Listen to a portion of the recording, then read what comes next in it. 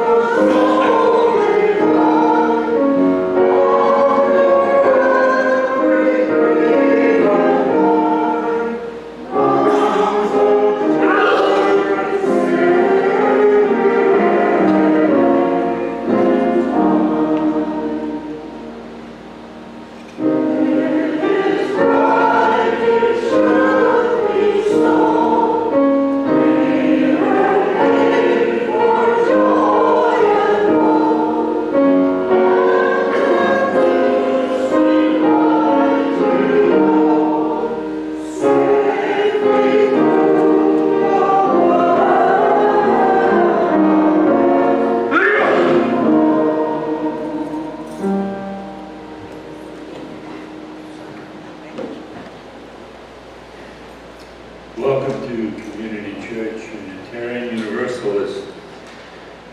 I'm your worship associate, Jim O'Neill.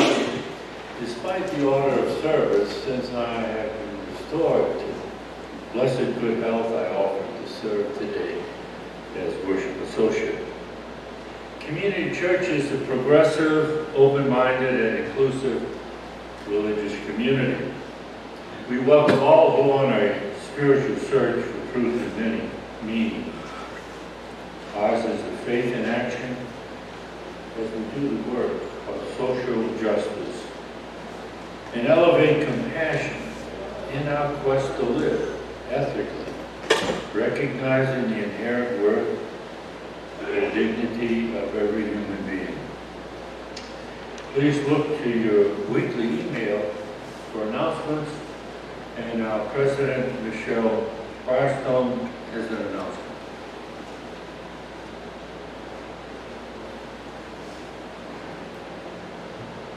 Good morning.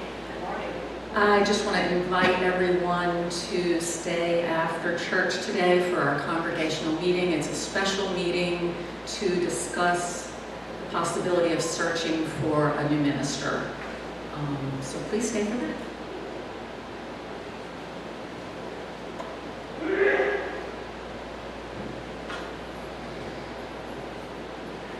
We are delighted to welcome back to our pulpit today Reverend Jacqueline, who is a very active member of our community and Minister Emeritus of the Unitarian Church in Johnson, Tennessee. We look forward to hearing that. I'm fascinated, always been interested in Coyote, so I'm delighted we're going to hear more about words from him today.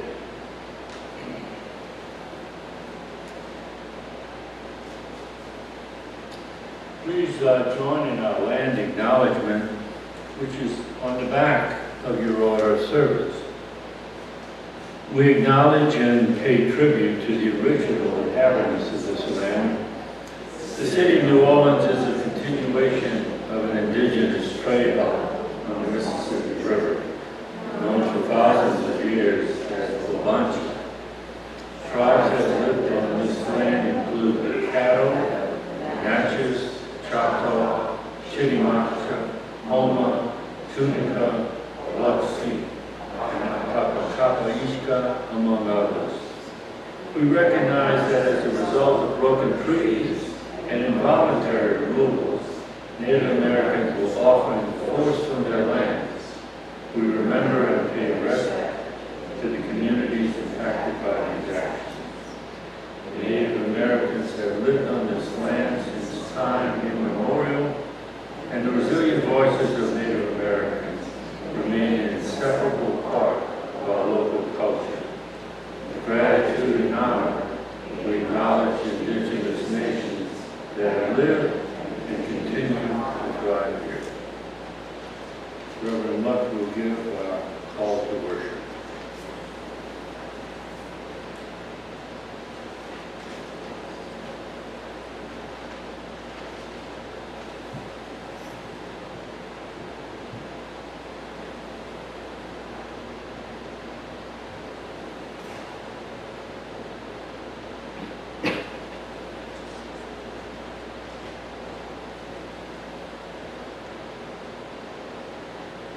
Well, neither one of us had to call for worship, so I will speak from my heart. So, we welcome you here this morning, my friends, as we look into our hearts, look into our lives, for the transformation that we can create, we can discover as it's happening slowly in our lives. As we grow spiritually in the spirit of love and justice and compassion. Welcome, my friends. Now let's worship.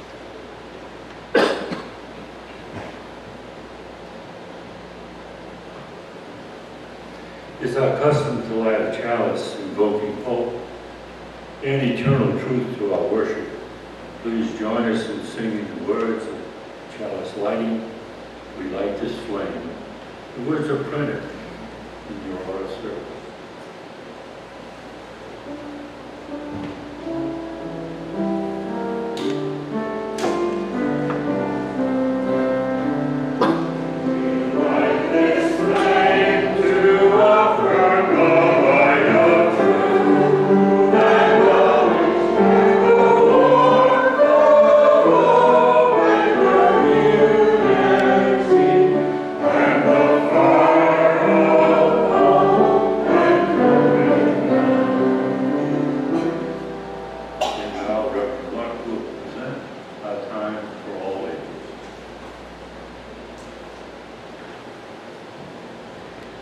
First, I think I'll say these lovely words that are in the order of service.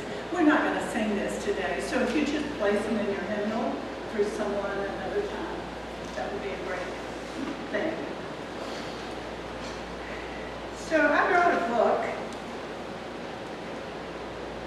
There are just a few of these little books at the Unitarian bookstore, and this one is called, the title of the series is Little Books About Big Stuff, about right and wrong. And there are stories in here, but since we're all adults, I'm not going to really read the stories, but I am going to recommend this book to you and share a little information with you.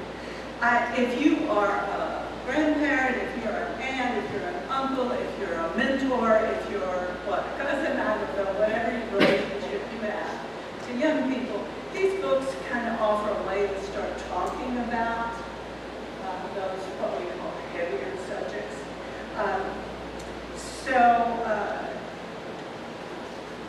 I think what I'll do is just jump in and the introduction just tell you that most researchers in the field of moral development agree that there are stages of development of moral reasoning. Have you done the math curriculum? Thanks. Most researchers in the field of moral development agree that there are stages of development of moral reasoning, much like there are stages of cognitive development and physical development. These stages reflect progressing from self-centered orientation, we know that one, strict adherence to rules, largely to avoid punishment, to a social orientation, bending or changing rules out of mutual respect and cooperation within a group, being a little flexible, to a deeply principled orientation, adherence to certain universal principles rather than rules.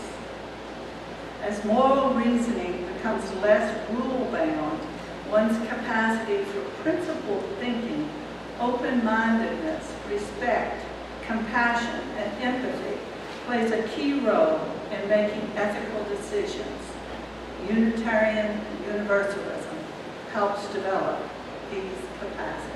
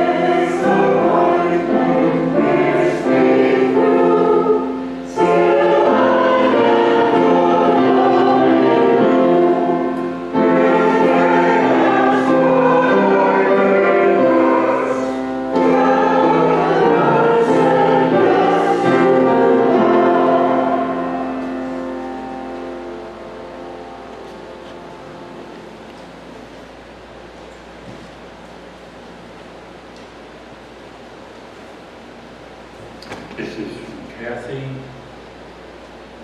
Rosa has a new job that will help her gather funds for legal fees. She's grateful for those at CCUU who helped her get her work permit.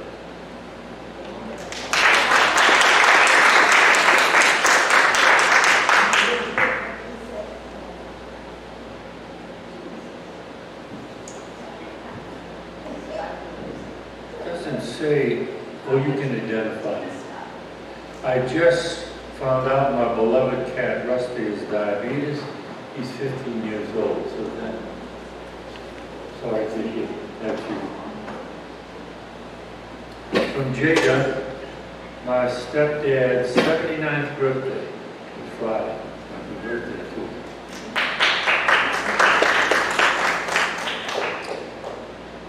From Jerry Driscoll, my older brother Jack passed away this past Wednesday. His wife and daughter called a few minutes after his passing and relayed that he passed peacefully with hospice staff present. He was 83 years old. He had suffered from Alzheimer's for the last several years. We visited him last September with his whole family there. He seemed pleased with the visitors, but could not communicate. We plan to travel to the Boston area when his family has arranged his celebration of life ceremony. We will hold you and your family in our hearts. I also have the joy that Vera is recovering well at home and appreciates all the support from you, Community Church. Now we light 2 more candles. One for the joy still bubbling up, 2 new to share, and 1 for the sorrows that we cannot yet put into words. Know that we hold you in our hearts.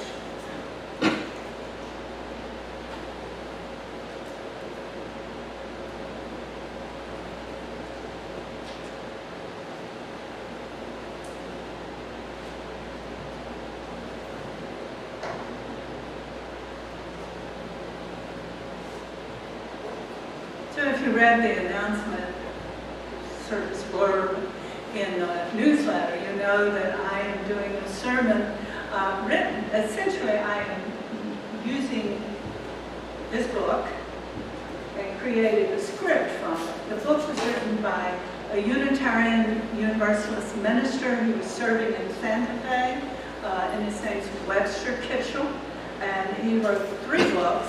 And I have really, really enjoyed revisiting them because it's such a fresh way to think about theology.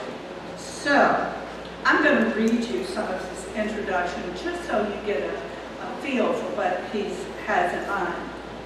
Coyote came into my life unbidden, unwanted, unyearned for. I'd given up on God.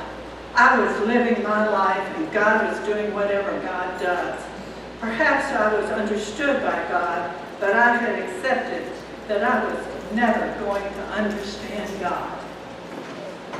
Sometimes that's a surprise for people to know that ministers can have dark nights of the soul just as well as everyone else. Surprisingly, this made no difference to my being a parish minister.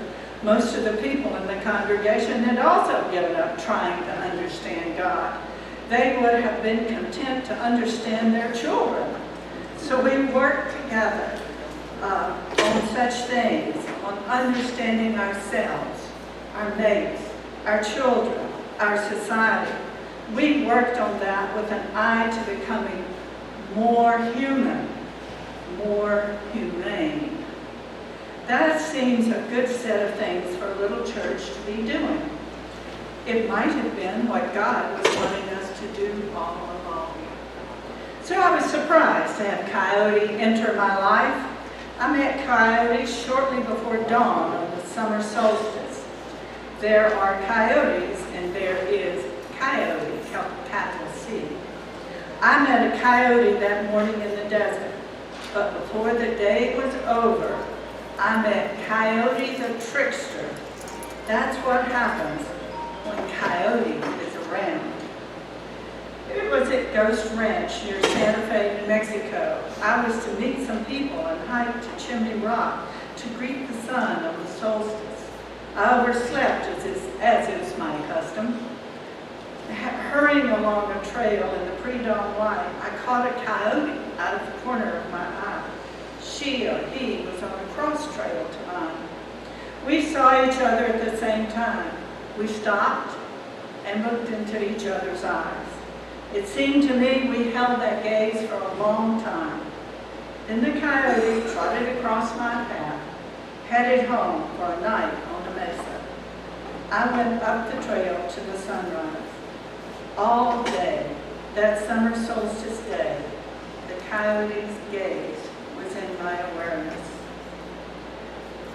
Our group met for a sundown ceremony. The drums and the words were in the Native American tradition. After 45 minutes of drumming, chanting, and meditating, the shaman asked us to close our eyes for a vision quest. I closed my eyes.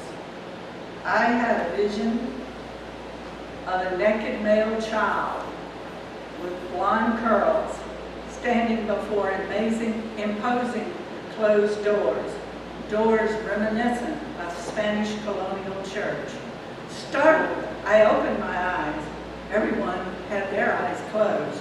I closed mine, and the vision was still there. The vision was accompanied by a great sense of peace and well-being. The ceremony over, I tempted the shaman with some beers to come sit by the campfire. I brought up the subject of the vision and meeting the coyote.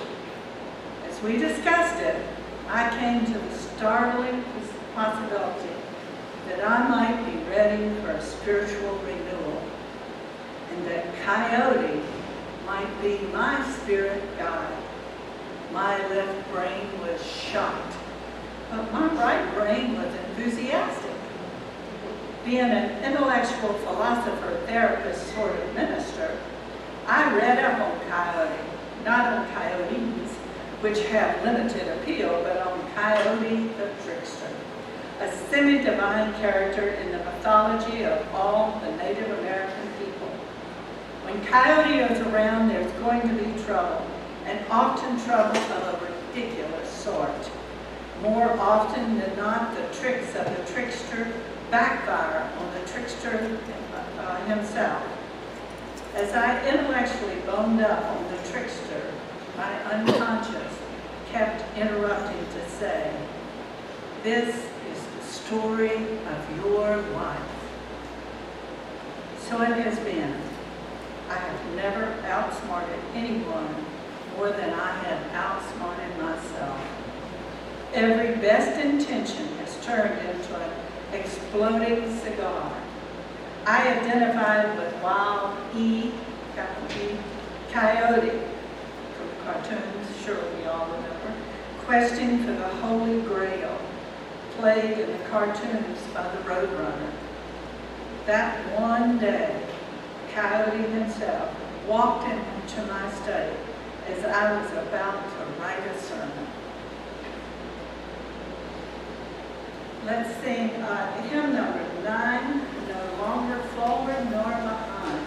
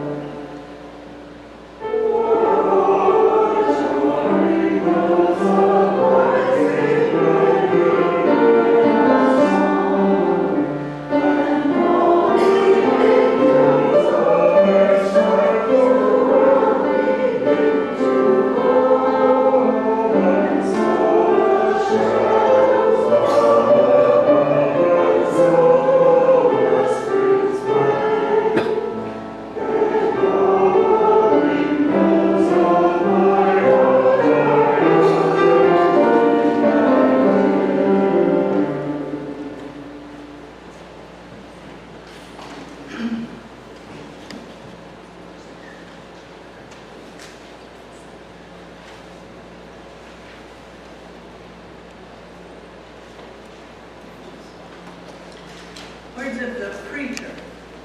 This is your simple preacher speaking. Enjoying the goodness of being alive and drinking my coffee one morning, I read an article in which a media critic asked some bigwigs in the entertainment business if there was anything they would not do. Their responses were,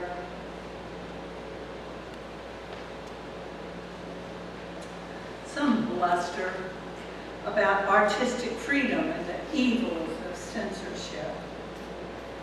As I considered that, the spiritual presence began to materialize in the other chair. The trickster, demigod, Coyote is on his way. I know what to do. I go into the kitchen, slice some fresh bread, get out the marmalade and sage and honey, and return with 2 cups of coffee. Gods and goddesses, even minor ones, must be well fed if one expects spiritual enlightenment. That's something that atheists don't understand, which is probably why they remain atheists. Coyote, let me read you some comments by some big league players in contemporary culture. I'm not interested in your culture. I'm interested in your marmalade. One man said, if you don't like my work, you are engaging in censorship, which is a bad thing for you to do. So why are you doing such a bad thing? Why are you bashing the hard-working bigwigs whose only wish is to appeal to your instincts? Ignoring him again, another said, it's dangerous if anyone feels anything outside the rules is irresponsible and unsafe. Say what? If I understand his answer, he means that I'm dangerous if I feel that what's outside the rules is irresponsible. So what are rules for? My question exactly. Thoughtfully, I suppose I would have to agree with the bigwig. I don't like rules. I prefer chaos. More room for creative encounters. Spoken like the trickster you are, yet I suppose there have to be rules for me to do my thing of breaking them. Like that story of the stars being set out in a slow and precise fashion by first man, which you then scattered every which way, so now there is no pattern to the stars as we see them. I'm very pleased. Looks much better that way. I can imagine that there are some humans who would have preferred the stars laid out in neat rows like the stars on the American flag. Sicko people. A little order is nice. Makes it easier to get through the day. You mean everyone out there at rush hour trying to get to work at the same time? Ha! Order needs chaos. These rules were developed over thousands of years of collective human experience and wisdom about what's demonstratively good for people. Stupid mistake, I'd say. Trying to say what's good. What would you say? Just what is. Why call things good? Coyote, bad things do happen. Humans need to know the rules so they can avoid the bad things and work for the good things in life. It's that simple. Things are only bad because you say they are bad. A flat tire during rush hour can can set you to cursing and damning the gods, but really it's just a thing that happened. Maybe that flat made you miss an accident that might have involved you. Maybe your flat tire saved your life. Coyotes, things happen that are bad, that people wish wouldn't happen. People live by rules, so there will be less chance of bad things happening.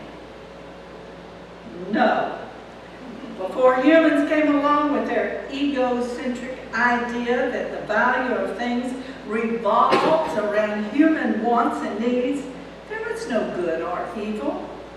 I am just sitting here with you, my friend, and we are enjoying a little conversation and some nutrition. Bread and marmalade. That's what is happening.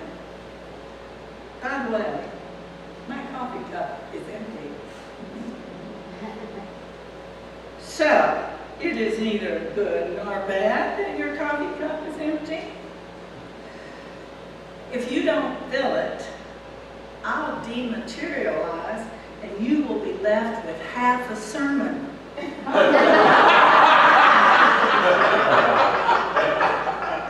You being self-centered, I assume you would call that bad. I'll refill your cup. So when you are sitting here eating my bread and drinking my coffee, you agree that is good? Of course it's good, but it's my good. It's not some eternal good. That's good for all, eternal good, that's good for all creatures everywhere and every time. What if something was sneaking up right now that thought that you looked like a good breakfast? Doesn't that worry you? Of course it does. Fear is a most useful thing. It keeps us on the alert. Fear is simply an alarm system built into us. What if the alarm didn't go off? Well then, I would be breakfast for someone. That's good. That's neither good nor bad. That just is. It's just being breakfast instead of having breakfast. I thought you, as a demigod, would be in favor of some objective divine standards of goodness. No, no, no. The question of good and evil is a question humans have raised before humans' life simply was. Those who experienced it were glad or sad, occasionally terrified, occasionally deliriously happy, but they didn't make judgments about it.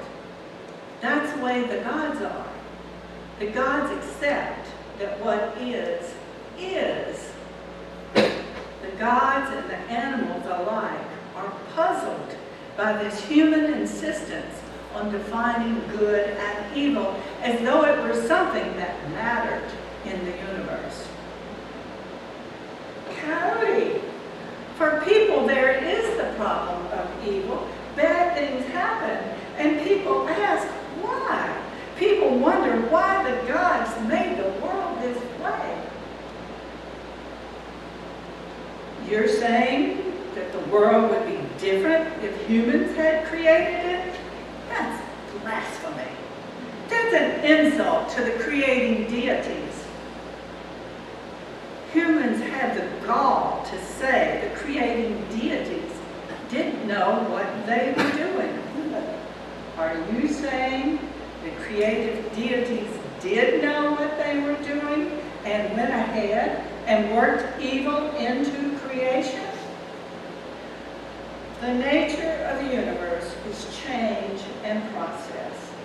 Thus, existence is open to creativity and differentiation and opportunities and possibilities and accidents and excitement. The alternative would be a highly rigid, controlled universe, one with the stars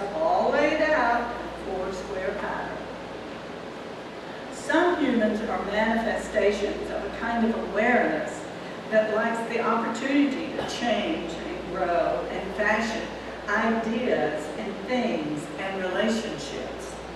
The creating deities did discuss the possibilities.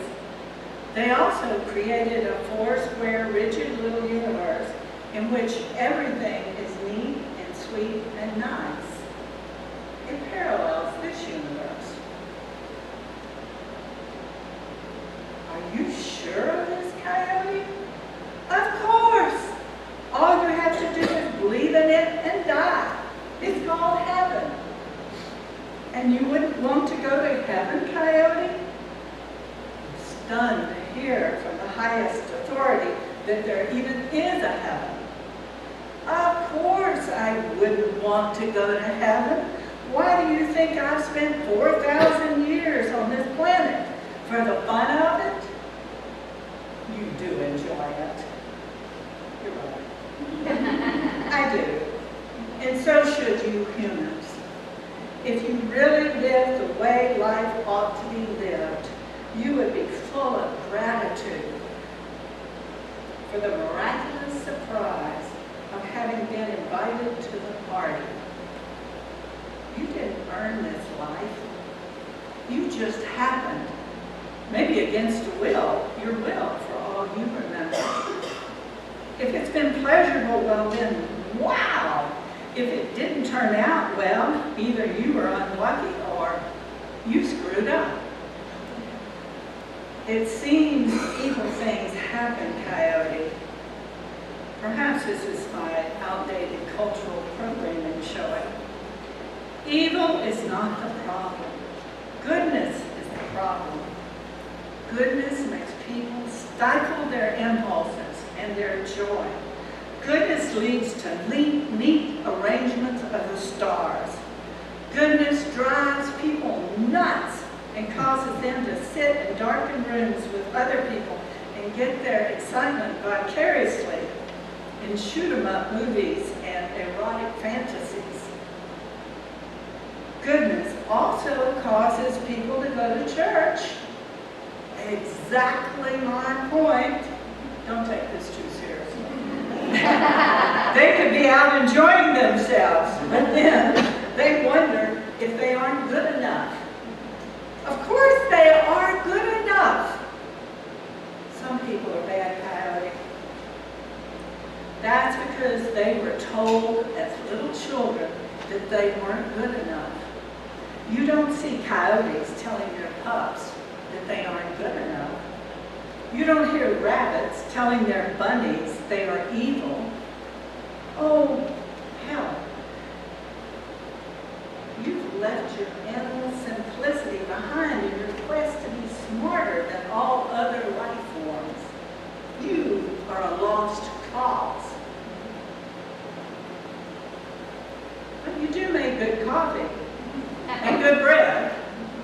I like your marmalade and honey. If you just be satisfied with that sort of blessing, a blessing you have whether you deserve it or not. I think I am satisfied, Coyote. When people tell me I deserve something, I say, I'm not sure I do, but I'll take it. That's my boy. I think you've got it. Go tell it to the people. Some of them are not going to like it, Coyote. They will think it's illiberal, irresponsible, and selfish. So you think it's okay for people to believe in goodness if they need to. Far be it from me to encourage people to change their beliefs. I just think there's more reality involved in understanding the way the world is, not the way it should be. I think it's the way to maximize the pleasure of being. But Coyote, good people want to maximize the pleasure for the maximum number of people. They want to maximize other people's pleasure. You're looking at me with that sort of look my parents gave me. when I was 4. It's known as caring. Coyote is a human characteristic, not exclusively, of course.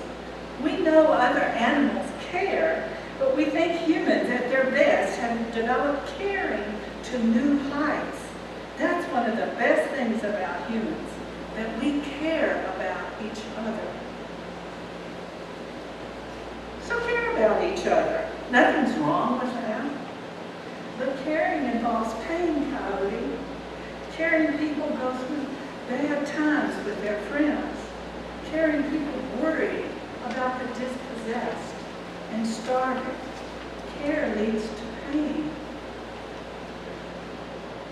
which leads some people not to care because they don't want to feel the pain. Exactly. Why should caring, which is good, lead to pain, which is bad? Because not caring is worse.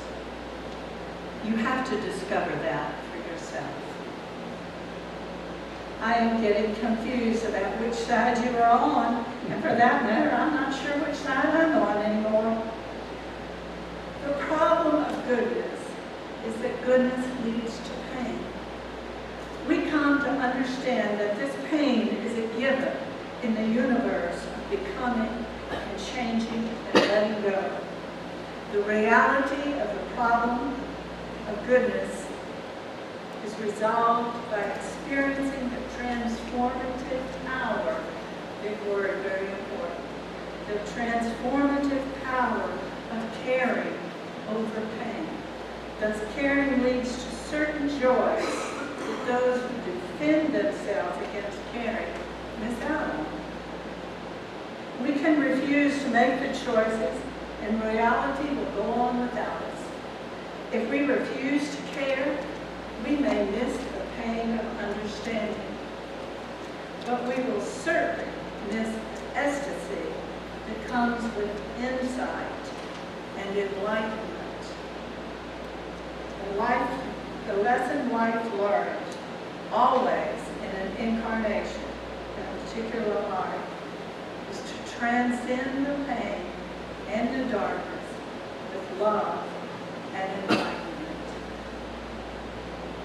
Usually that knowledge comes rather late in life. Your present culture, being youth-worshiping and impatient, expects to know all the answers by age 13. Your television and media takes that as a given. You have no patience with the true meaning of life, that through long experience and many mistakes, you come to find out what is good about being alive and having the experiences you've had and are still being dealt.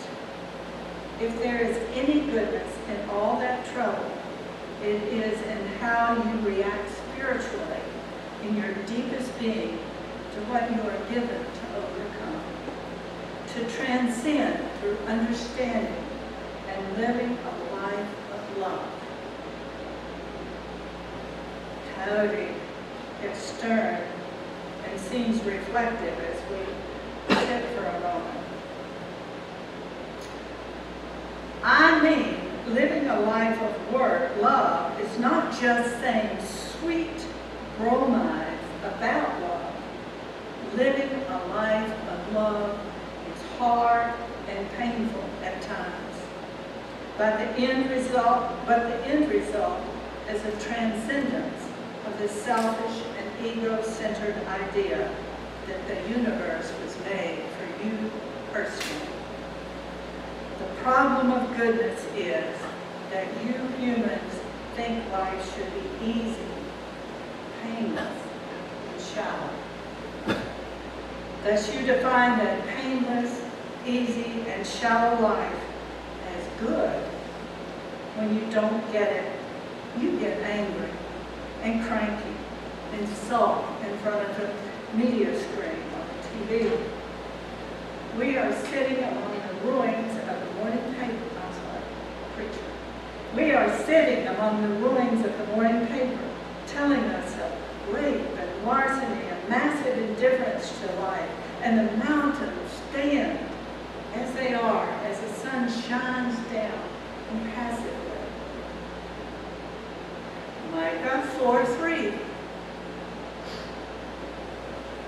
shall beat their swords into plowshares, and their spears into pruning hooks. Nation shall not lift up sword against nation, neither shall they learn war any more. They shall all sit under their own vines and fig tree, and no one shall make them afraid. 1 John 4. God's nature is active, caring love. A person who lives in active, caring love is living in God, and God is living in that person. You did a good job. Amen.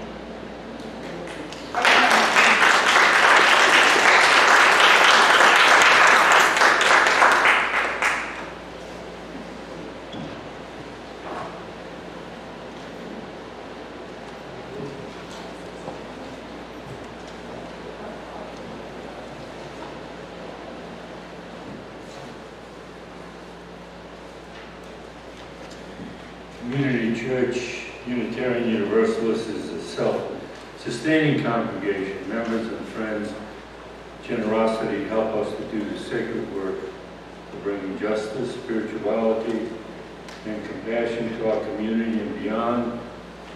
You can give online at CCUU.org, stewardship, or you can text. Let's see, is it on the back of the program? Yes, on the back of your program is the guide for texting. Or you can give in person this morning.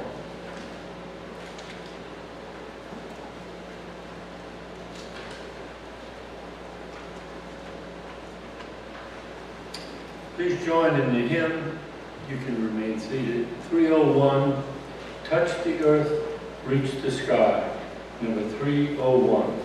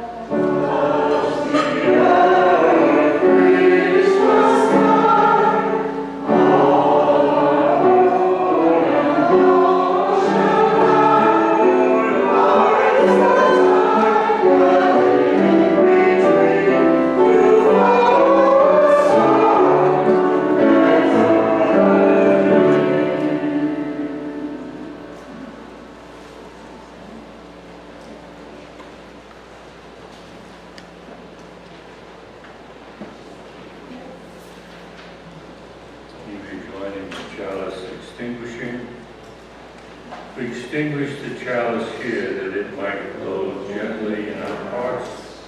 May it light your path as you lead this place. May it guide your way until we are together again. Our postlude is number 5. It is something to have wept. Number 5.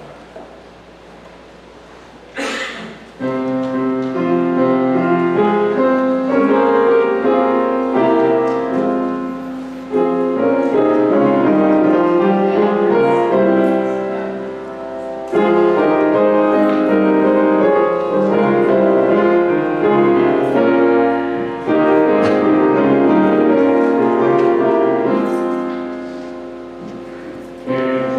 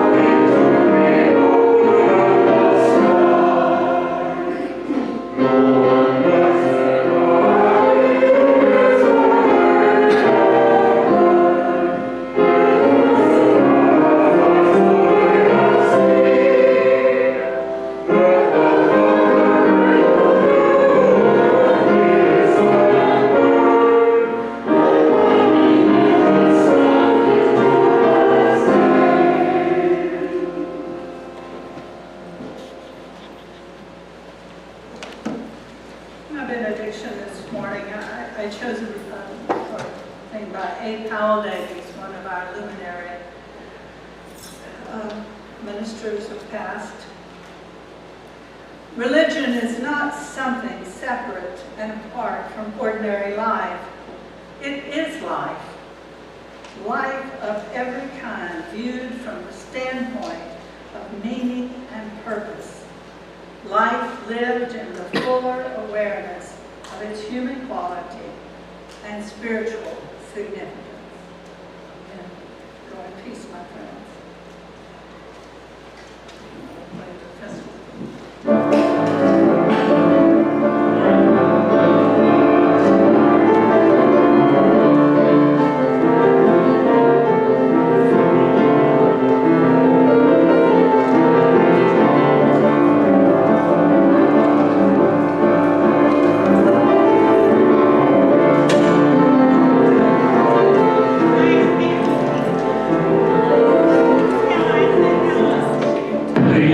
Stay for the meeting, which will begin now.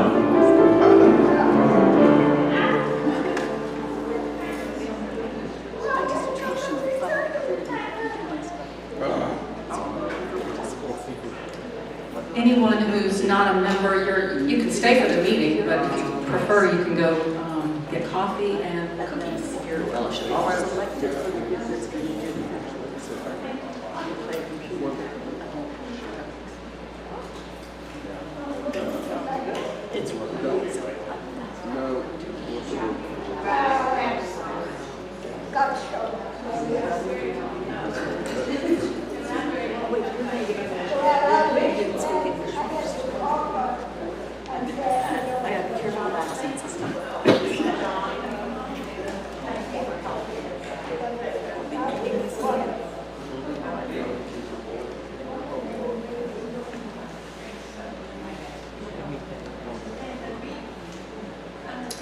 Okay, it appears we have a quorum.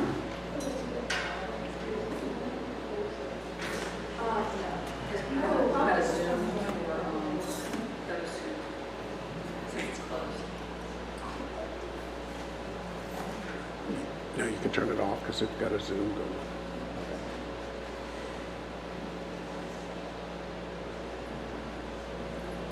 Okay, I just ask that everybody, I know there are going to be questions, and we welcome questions, but just I ask that you let me get through what I have to present here before asking questions, and then we'll take those. The board has been meeting recently to discuss finding a new minister. The following options were considered: contracting with a part-time minister, contracting with a full-time minister, sharing a contract minister with another local UU church, either First Church or North Shore, or calling a full-time settled minister. As I pointed out in our June 2nd meeting, we believe it would be difficult, but maybe not impossible, to draw a part-time minister to New Orleans. Also, we've